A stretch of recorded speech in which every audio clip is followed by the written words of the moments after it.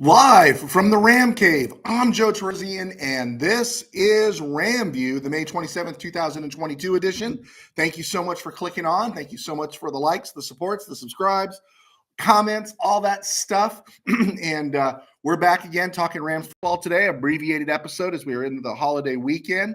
But I just wanted to touch on a few things from the Rams' depth along the defensive line to remembering a couple of Rams stalwarts in Jackie Slater and Carl Ekern, the long forgotten, I think, in many ways, Carl Ekern. Looking around the league right now, everyone's getting geared up. Everyone's in their OTAs. Everyone's talking about, the moves they've made, the moves they haven't made. And again, you're looking at who's in, who's committed right now. And again, OTAs aren't mandatory in many ways here, but they are important and they should be involved. And you're seeing around the league who's not involved and therefore puts their team in jeopardy. Right now, again, quick overview of the NFC. You look at the NFC South, you got Atlanta in a rebuild. You got the Saints doing a reach right now. They're trying to stay in contention, but they don't scare me. They always can beat the Rams in the Superdome. That's always a possibility, but I don't think overall they're a great team. Jameis Winston's going to have to take another step or stay healthy. I just don't think they're ready, even though they got Chris Olave, they brought in Jarvis Landry, they brought in guys, they got Alvin Kamara. Something about Alvin Kamara tells me that I'm not going to say he's washed, but I'm going to say he's faded a little bit. I don't know. That's just me. I could be overemphasizing that a little bit. But you got the Falcons, the Saints, the Panthers. They're dancing with Baker Mayfield. Hopefully they can get him from over there or Sam Darnold. So the position the Panthers are in. So it's Tampa Bay in the NFC South. In the NFC East, you got the Cowboys, the Eagles, the Texans, and the Giants. Giants are in a rebuild. They're a year away. Texans, you don't know. They're kind of hoping they catch lightning in a bottle from Carson Wentz. And really, it comes down to the Cowboys and Eagles, and I think it's the Eagles division. I don't think Cowboys are very good. I think they're gonna suffer a little bit for what they've done in terms of they had to work around the budget. The loss of Randy Gregory is going to help. I think they're going to feel it with Amari Cooper because he had a great synergy there with Dak Prescott, and Ezekiel Elliott is washed in terms of being an every down back.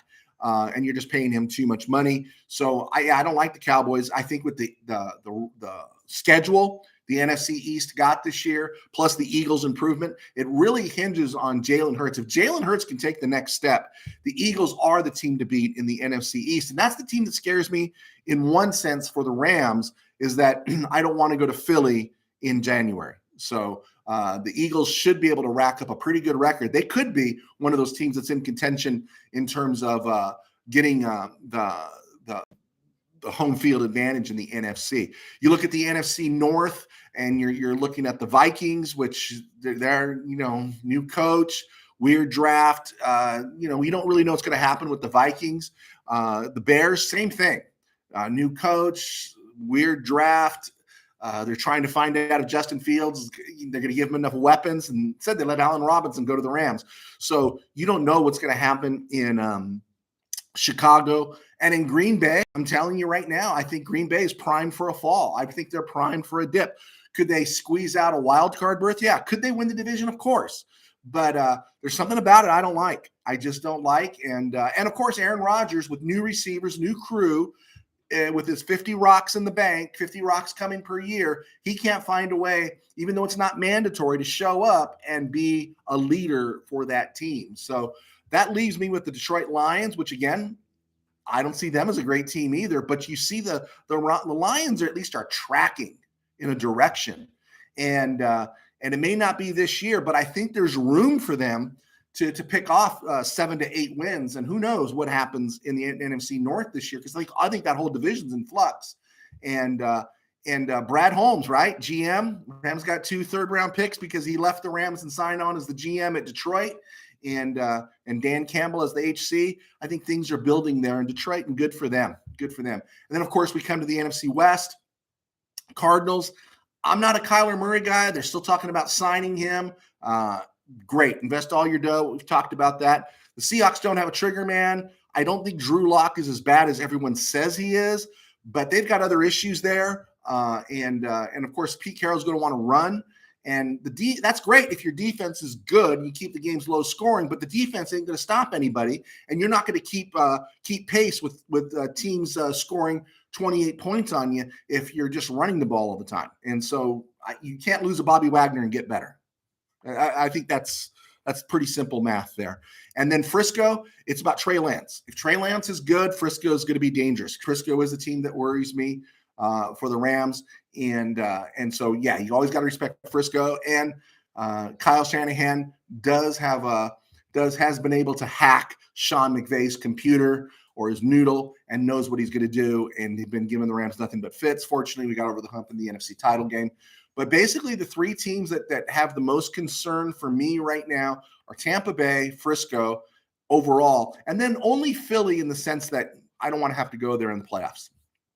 So that leaves the Rams. And in Rams news today, what's going on with the Rams. And what's really interesting is everyone's talking about Aaron Donald. Good. Talk Aaron Donald all you want. Aaron Donald is going to play, right? Okay. But what are we putting around him? You got Ashawn Robinson and Greg Gaines, who were fantastic last year. They're in their walk years. And so we should be able to see something special out of them. And then there's a whole trio of guys that are behind them, but one less. There were about 7 guys that come in line behind them, but the 7th one, Dion Novel, he was an undrafted defensive tackle out of North Texas. I think North Texas. Is that Joe Green's Mean Joe Green's team? He was released by the Rams yesterday. He got his $5,000 signing bonus. Got to play around at OTA for a while. Say he was a Ram, put on a helmet, probably had a picture taken. Good for him. And he was released. Now, I don't know if that necessarily means he's finished with football, but some of these guys, they come in and you just look at the numbers. The numbers game. How many defensive linemen are the Rams going to carry? That's not edge players. That whole defensive end, what used to be the Jack Youngblood, Fred Dreyer type of defensive end is called an edge player now. And just because the defenses are not the standard things we used to see, they adjust on every series. So even Aaron Donald sometimes is referenced as a defensive end when he's always been a classic DT. And so it's just interesting. And now you got your classic run stuffers and Ashawn Robinson and Greg Gaines, who don't get confused with being DEs or defensive ends. They're DTs. And so along that offense, that defensive line, the Rams had about 9 players left after the release of Dion Novel, and it's Donald, Robinson, Gaines. And then it gets interesting because these are guys that some of them got playing time last year. Marquise Copeland had 139 snaps. Michael Heck had 111 snaps. And Jonah Williams, before getting hurt, had 96 snaps. And, they've all got pretty decent size. Heck is 6'4", 310. Copeland is 6'2", 280. Now, 6'2", 287. Aaron Donald's only 6'1", 280. But we know how Aaron Donald performs. So sometimes it's not just about being, a big fat guy in the middle. And we've seen Greg Gaines and Ashawn Robinson that even though there are 3 spins in the 322 range for Ashawn Robinson, we see that they are excellent in the trenches. But Marquise Copeland is the one the team really likes. Heck got a lot of playing time. We've heard a lot about Jonah Williams. The real wild card here is last year's, I think it was a 5th round pick, 4th round pick, 5th round pick, wherever, Bobby Brown III. He got 29 snaps. Now, he's built a lot like Ashawn Robinson, but he's 6'4", 3, what is he? 6'4", 325.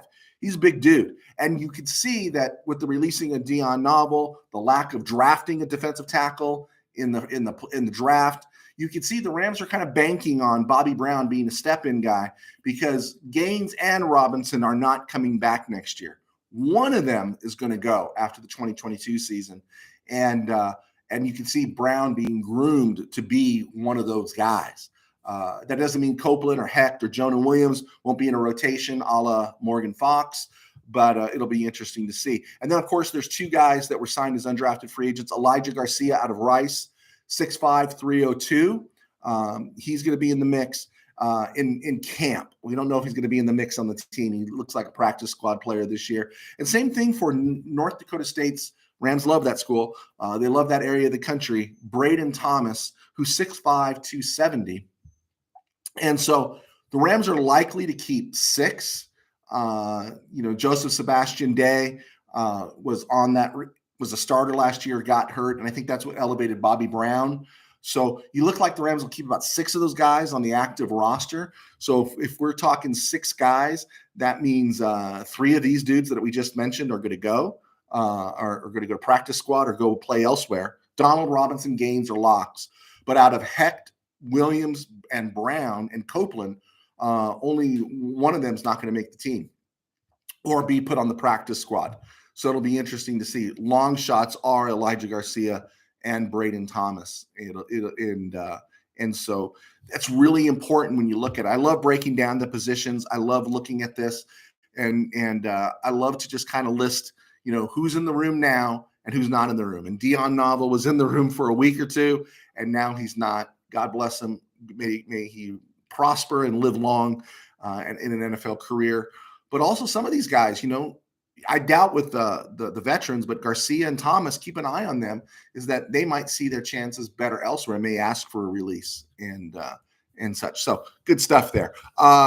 We are at the 11-minute mark, and I wanted to keep this tight today. Reminder, my name is Joe Terosian. I do RamView. I try to do it daily. You can follow me at JoeT13B and on Twitter and Instagram, and my email and everything else is down below. I'm also a writer. I spent a number of years working as a paid sports writer. I'm also still writing novels now. My book Tangent Dreams, which I've showed to you over and over again, it's on Amazon. It's having second life as well as some of my other books. I want to say thank you for the support. But if you buy it, please take a picture of it or review with it or post a review. Love it. It's really important, and that's how I supplement my income. I'm also a pastor of a very small church in Burbank, and you may see me online with Burbank Faith Virtual and some other stuff that I do online as a pastor. And so this is part of my way of supplementing my income. Okay, commercial over. Thank you so much for tuning in, and like and subscribe, right? And then someone said, and I thought it was the best line I ever heard, and if you don't like it, hit the like button, but hit it twice, and we'll go from there. I hope you get that joke. So really interesting. As I was looking up some Rams history, because I love looking at that stuff in the draft in 1976. It was interesting for the Rams. They had a first round pick, 26th overall, and their second round pick at 53rd overall. They missed on both those. Kevin McClain and Ron McCartney, both linebackers. They just completely whiffed on those guys. McCartney didn't even make the team. I don't even think he played in the NFL. And McClain was kind of injured, spotty, played through the 79 season and really didn't develop, so much so that the next year the Rams drafted Bob Brzezinski in the 1977 draft. So that lets you know how they felt about Kevin McClain. So they missed on the 26th and 53rd overall pick. They also had another pick at 96th overall, and they took wide receiver Gerald Taylor. Never played it down in the NFL. They did hit on the 39th pick in the second round. That was Pat Thomas, one of my favorite players of all time. He was a cornerback out of Texas A&M, playing with Texas. He was great. I loved Pat Thomas. You got to love Pat Thomas. Everyone loves Pat Thomas, okay? But then they got 2 other guys, and they got 2 guys who share something in common. And those 2 guys are Jackie Slater and Carl Ekern. And the reason we bring them up is that they were taken in the 76 draft. Ekern was actually Slater was in the 3rd round, 86th overall out of Jackson State. And Ekern was 5th round, 128th overall out of San Jose State. But here's the interesting thing is they both share the same birthday, right? They share the same birthday, not both, that's redundant. They share the same birthday. Slater and Ekern were born on this day in 1954. And they were both drafted by the Rams, and they both had long careers with the Rams. And it's really important. Ekern passed away in a car accident outside of Ridgecrest in 1990, just a couple years after he retired. He was actually going to serve as a football coach at a place. I think it was someplace up north. In terms of, he was killed on the 395. He was driving up north and got into an accident off the road outside of Ridgecrest, but he was going there to help a school for delinquent kids and help them play football. And so you just heard a lot of great stuff about Ekern. But I just thought it was fascinating that both these 2 guys that were key players for the Rams, late 70s, all through the 80s, were born on the same day, same draft. Slater didn't become a starter until 1979. He was behind first Charlie Cowan, then Doug France. And then he was behind John Williams at right tackle. And John Williams really overlooked as a Ram tackle, but he was the Rams' starting right tackle from 1973 to 1978 until Slater took his job in 79. And Slater held on to that job all the way through the 1994 season. He played one game in St. Louis in 95 before retiring. But between 1973 and 1994, for 22 straight seasons, the Rams had the stability at right tackle that was amazing, and really spoke of a lot of their success. But Slater, of course, went on to go to the Hall of Fame. He also several Pro Bowls. I think it was 7 consecutive Pro Bowls. He's also the guy that knocked down Mark Gastineau in '83 when Gastineau was doing his sack dance. You know, remember the sack dance that Mark Gastineau with the Jets, and he was doing a sack dance, and he beat Slater at right tackle, and Slater went after him and knocked him down, and a whole brawl ensued. Type in Rams Jets on YouTube. I saw it. I saw it when I was younger, and it was awesome that Slater wasn't going to put up with it. It was great, and of course Slater's a godly man who's been great in the community. Coached at APU for a while, coached with the Raiders a little bit too. But no one questions Jackie Slater. It's like Jackie Slater is the word, right? And when Slater speaks, it's like, okay, you got to listen. I interviewed Jackie Slater when he was at APU, and good dude, but he doesn't mess around. I enjoyed talking with him. Also, Carl Ekern, you know, he played at San Jose State.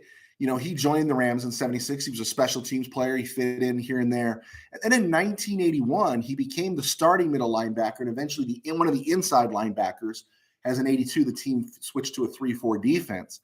Ekern replaced Jack Reynolds. Jack Reynolds was the starting middle linebacker for the Rams from 1973 through 1980.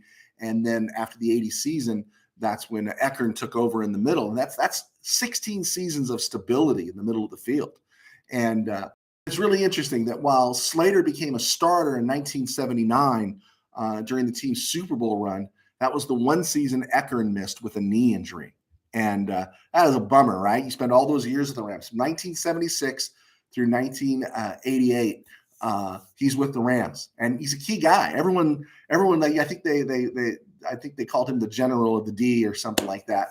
And Ekern was a good dude, and high character. Both these guys, high character individuals. So you look at the '76 draft, and you see where the Rams whiffed on 3 of their top 4 picks. Right, only Pat Thomas became anything.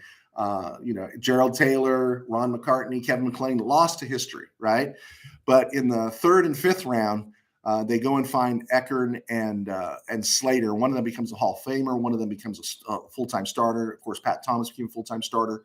And so you think that '76 draft didn't pan out, but obviously that '76 draft really worked out really well for the Rams. Also added to that draft in 1976, it also produced special team standouts, Dwight Scales and Jim Jodat. And those guys played into the 1980s from 1976. Scales was in the NFL to 1984, Jodat until 1983. Jodat recently passed away. And it also brought in Freeman Johns. Now, Freeman Johns only played about 7 games with the Rams before he tore up his knee. But Freeman Johns was the receiver the Rams kept when they released Jack Snow in breaking camp in 1976 that ended Jack Snow's career. I thought that was kind of interesting.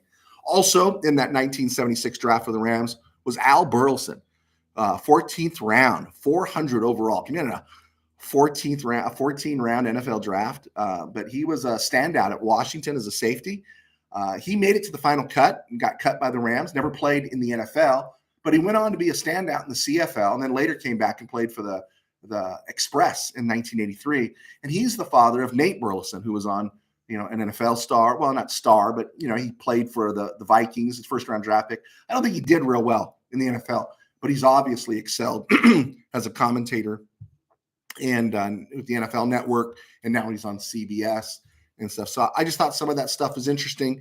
I thought it was really good to remember Jackie Slater, who we do see every Sunday, but also Carl Ekern. And I believe the club still gives an award, a Carl Ekern award for perseverance and tough play. And I think it's the Spirit of Carl Award or something they call it. But no, it's good to remember Carl Ekern on this day.